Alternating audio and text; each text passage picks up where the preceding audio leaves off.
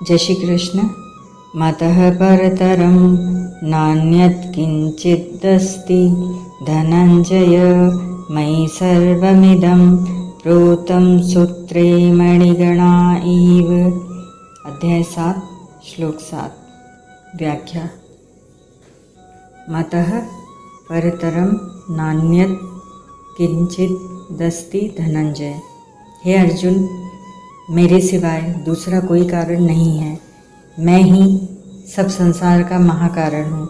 जिसे वायु आकाश से ही उत्पन्न होती है, आकाश में ही रहती है और आकाश में ही लीन होती है, अर्थात आकाश के सिवाय वायु की कोई पृथक स्वतंत्र सत्ता नहीं है। ऐसे ही संसार भगवान से उत्पन्न होता है, भगवान में स्थित रहता है और भगवान में ही लीन हो जाता है, अर्थात भगवान के सिवाय संसार की कोई पृथक स्वतंत्र सत्ता नहीं है। यहाँ पर तरम कहकर सबका मूल कारण बताया गया है।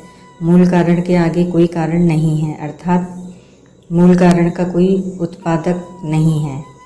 भगवान ही सबके मूल कारण हैं।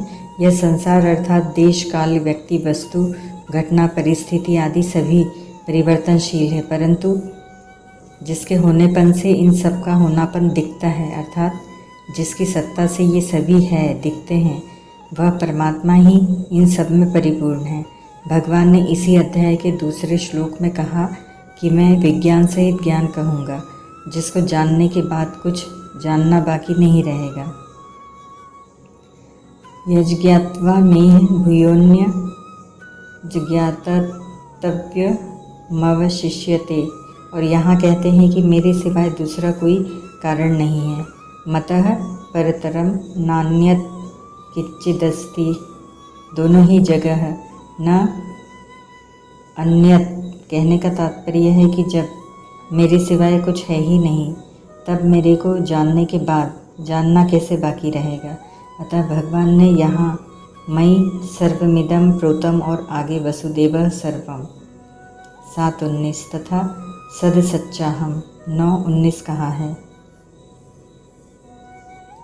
जो कार्य होता है वह कारण के सिवाय अपनी कोई स्वतंत्र सत्ता नहीं रखता। वास्तव में कारण ही कार्य रूप से दिखता है। इस प्रकार जब कारण का ज्ञान हो जाएगा, तब कार्य कारण में लीन हो जाएगा, अर्थात कार्य की अलग सत्ता प्रतीत नहीं होगी और एक परमात्मा के सिवाय अन्य कोई कारण नहीं है, ऐसा अनुभव स्वतः हो जाएगा। मयि सर्वमिदं प्रोतम सूत्रे मणिगणा इव। यह सारा संसार सूत में सूत की ही मणियों की तरह मेरे में पिरोया हुआ है, अर्थात मैं ही सारे संसार में अनुस्यूत व्याप्त हूँ। जैसे सूत से बनी मणियों में और सूत के सिवाय अन्य कुछ नहीं है, ऐसे ही संसार में मेरे सिवाय अन्य कोई तत्व नहीं है। तात्पर्य है कि जैसे सूत में सूत की मणियाँ पिरोई गई हैं, तो दिखने में मणियाँ और सूत अलग अलग दिखते हैं, पर वास्तव में उनमें सूत एक ही होता है। ऐसे ही संसार में जितने प्राणी हैं, वे सभी नाम, रूप, आकृति आदि से अलग अलग दिखते हैं, पर वास्तव में उनमें व्याप्त रहने वाला चेतन तत्व एक ही है। वह चेतन तत्व मैं ही हूँ। क्षेत्रज्ञं चापि मां विद्धि सर्व क्षेत्रेषु भारत। गीता 13:2। अर्थात मणि रूप अपरा प्रकृति भी मेरा स्वरूप है और धागा रूप परा प्रकृति भी मैं ही हूँ। दोनों में मैं ही परिपूर्ण हूँ, व्याप्त हूँ। साधक जब संसार को संसार बुद्धि से देखता है, तब उसको संसार में परिपूर्ण रूप से व्याप्त परमात्मा नहीं दिखते। जब उसको परमात्मा तत्व का वास्तविक बोध हो जाता है, तब व्यापक भाव मिटकर एक परमात्मा तत्व ही दिखता है। इस तत्व को बताने के लिए ही भगवान ने यहाँ कारण रूप से अपनी व्यापकता का वर्णन किया है। परिशिष्ट भाव। जैसे सूत की मणियाँ सूत के धागों में पिरोई हुई हों, तो उनमें सूत के सिवाय और कुछ नहीं है, ऐसे ही संसार में भगवान के सिवाय और कुछ नहीं है। तात्पर्य है कि मणि रूप अपरा प्रकृति और धागा रूप परा प्रकृति दोनों में भगवान ही परिपूर्ण है। मणियाँ बनने में अपरा प्रकृति की मुख्यता है और धागा बनने में परा प्रकृति की मुख्यता है। मणिगणः पद बहुवचन में देने का तात्पर्य है कि अपरा प्रकृति स्थावर, जंगम, जलचर, थलचर, नभचर, 14 भुवन, 84 लाख योनियाँ आदि अनंत रूपों में और अनंत समुदायों में विभक्त है।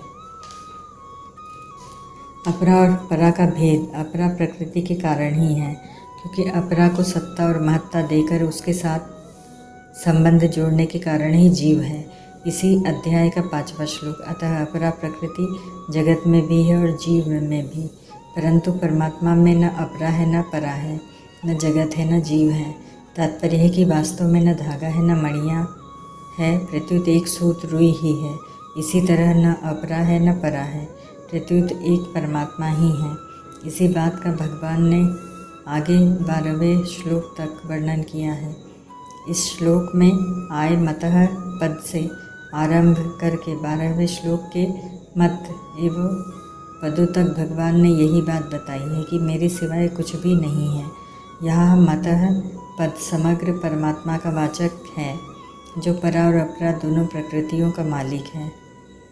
कारण की कार्य में परिणत होता है, जैसे रुई ही धागा बनती है, बीज ही वृक्ष बनता है। अतः सबके परम कारण भगवान होने से सब रूपों में भगवान ही है। वसुदेवः सर्वम, इसीलिए भगवान के सिवाय दूसरी सत्ता को देखना भूल है। मतः परतरम नान्यत किंचिदस्ति, जो दोनों में श्रेष्ठ हो उसको परतर कहते हैं। भगवान अद्वितीय हैं, उनके सिवाय दूसरी कोई वस्तु पर है ही नहीं, फिर वे परतर कैसे हो सकते हैं? उनमें परतर शब्द लागू ही नहीं होता। यहाँ भगवान को अद्वितीय बताने के लिए ही परतर शब्द आया है। तात्पर्य है कि भगवान से अन्य भी कुछ नहीं है और श्रेष्ठ भी कुछ नहीं है। उपनिषद में आया है, पुरुषान्न परम किंचित सा काष्ठा सा परा गति है। कट 1:3-11। पुरुष से पर कुछ भी नहीं है, वही सबकी परम अवधि और वही परम गति है। अर्जुन ने भी कहा है, गीता न त्वत्समोऽस्त्य भयधिकः कुतोऽन्यो लोकत्रयीप्य प्रतिमप्रभाव। गीता 11:43। ओम तत्सत।